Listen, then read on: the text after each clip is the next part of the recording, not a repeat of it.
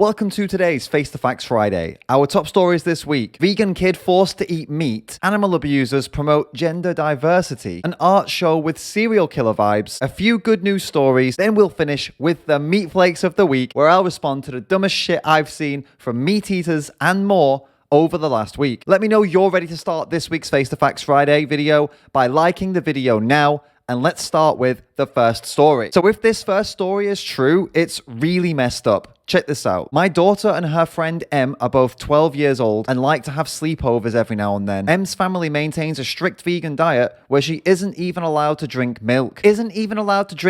Why are you surprised that a 12-year-old stopped breastfeeding? You're the weird one for breastfeeding into adulthood. Even weirder for doing it from a cow. I noticed how much smaller and paler she is compared to my daughter. I think it's likely tied to her family's diet. So whenever she is over, I always make a big meaty meal for them. Last weekend, I made some cheeseburgers and steak for them on the grill with a big glass of milk. Em absolutely loves it and always politely asks for more, which I happily provide. Wait a minute, you're feeding a kid with processed, heavily seasoned, salty, greasy, most likely fried food, and the kid is loving it. It's almost like people easily get addicted to these types of foods, and it's a big reason so many people are suffering from obesity and diabetes. Your daughter might have more color in her skin, but that could be a sign that she's unhealthy. Overweight people are often red in the face. That's not a sign of being healthy. And the same counts for her size. Who's to say your daughter isn't at an unhealthy weight and this kid is actually at a healthy weight? Or that they're both at healthy weights, but your kid is just a bit bigger. For snacks, I give them some of my venison jerky. For breakfast, I typically make a big plate of scrambled eggs and bacon again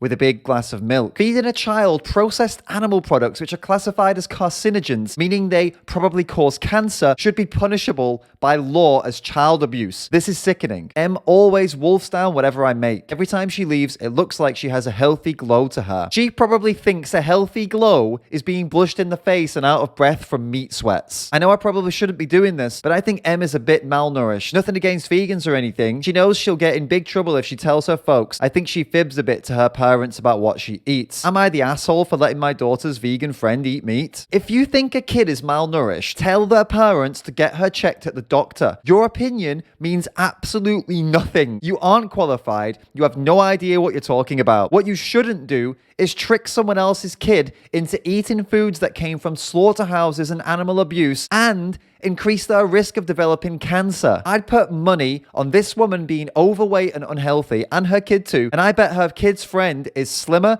and definitely not fat. So this woman feels threatened and is trying to rationalize feeding a 12-year-old bacon, steak, and eggs because she's jealous or wants to screw it up for the better parents. When meat-eating women aren't busy forcing animal products on their friends' vegan daughters, apparently they should be working in egg farming. According to this industry website, they say women are underrepresented in the egg industry, and the industry needs to welcome and empower women. Because nothing says female empowerment like women abusing the reproductive systems of female animals for commercial gain. Am I right? Bodily autonomy and reproductive rights only count for the females of the human species, guys. If you're a chicken, you lose all of that. You lose all those rights. Your body and reproductive system deserve to be used and abused so people can eat omelets. Because you were born as a chicken, and that means you're inferior. Wait, I feel like I've heard that logic somewhere before. You were born different to me, therefore you are inferior, and we can abuse you for our own gain? Where did I hear that logic? Was it from people trying to justify sexism or racism?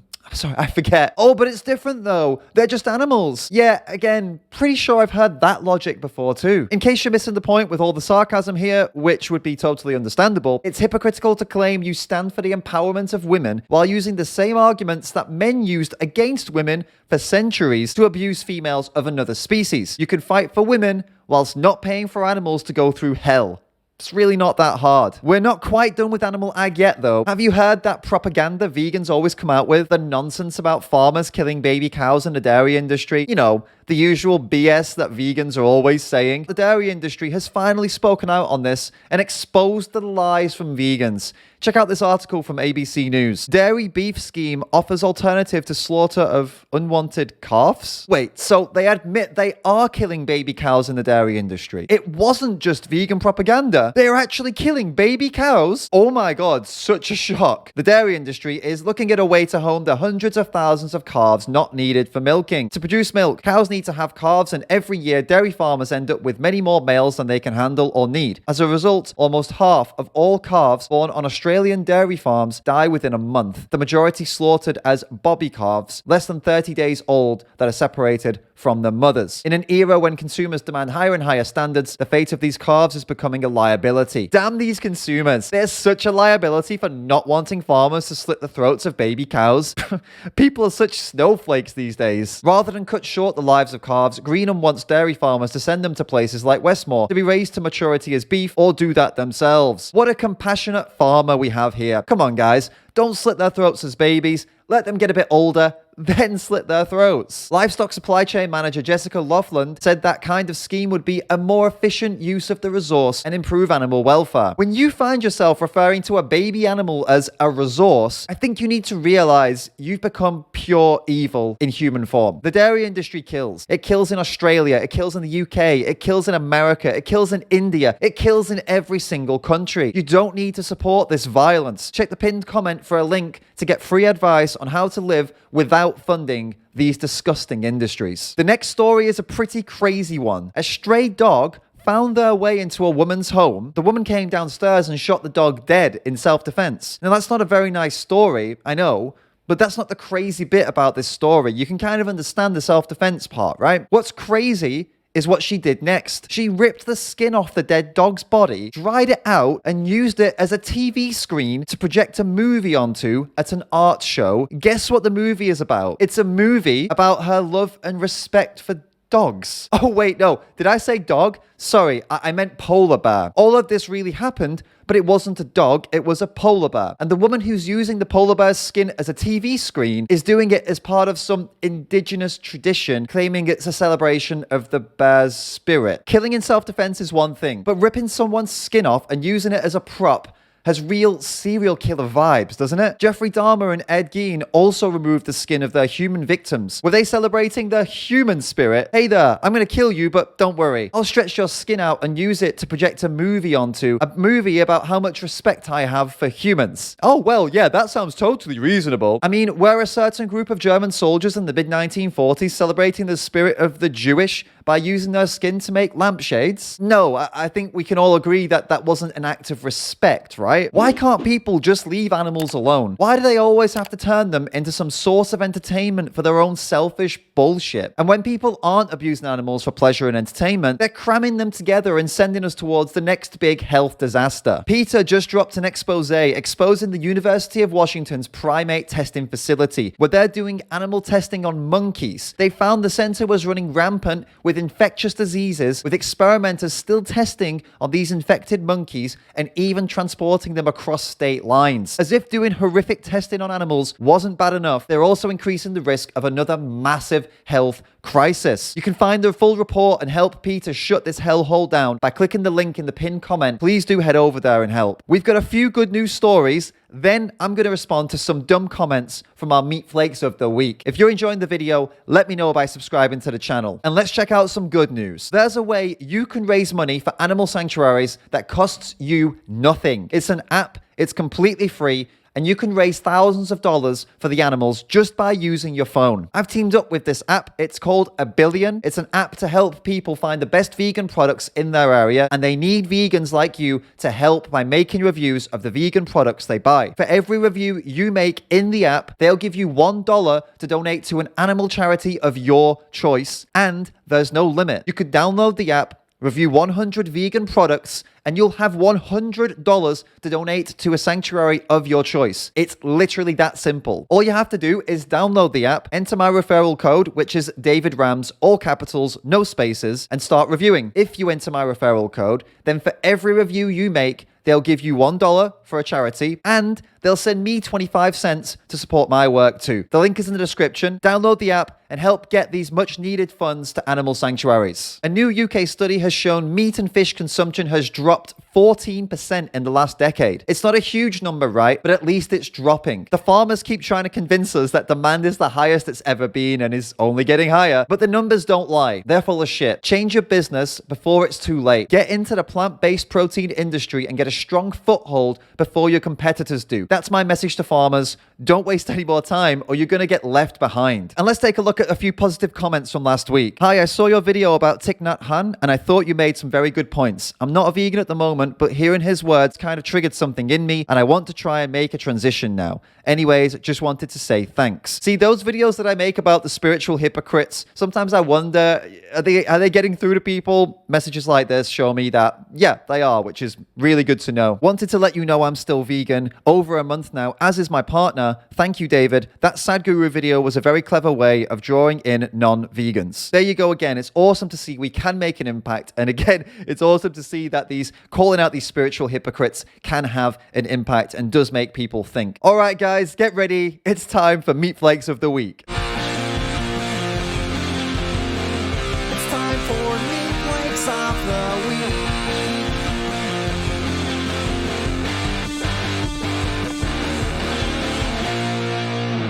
Lol, when white people take a moral stance on something, it's so comical. Just casual racism in the comments of a YouTube channel. You know, nothing untoward about that. Oh, wait a minute. What am I talking about? It's not racism if it's against white people, remember, guys? You can say anything you want to white people. It's never racist. Beans need to show consent too. Stop torturing plant life. I actually get consent from every single bean that I eat. I sit there, we have a nice conversation. We discuss how they're giving up their non-sentient, non-feeling, non-family life for me to take their nutrition from them. Sometimes it gets teary, sometimes it gets a bit much. I mean, there have been beans that I have spared who have literally begged me to not eat them. If they've got a good enough reason for me not to kill them and eat them, then usually I'll listen. Most of them don't like your shitty videos, David Rams. A new shit every day. Well, I don't post every day, but I do have a shit every day, so there is some truth to this, to be fair. You are an idiot looking for make money in YouTube. Both of those statements are true.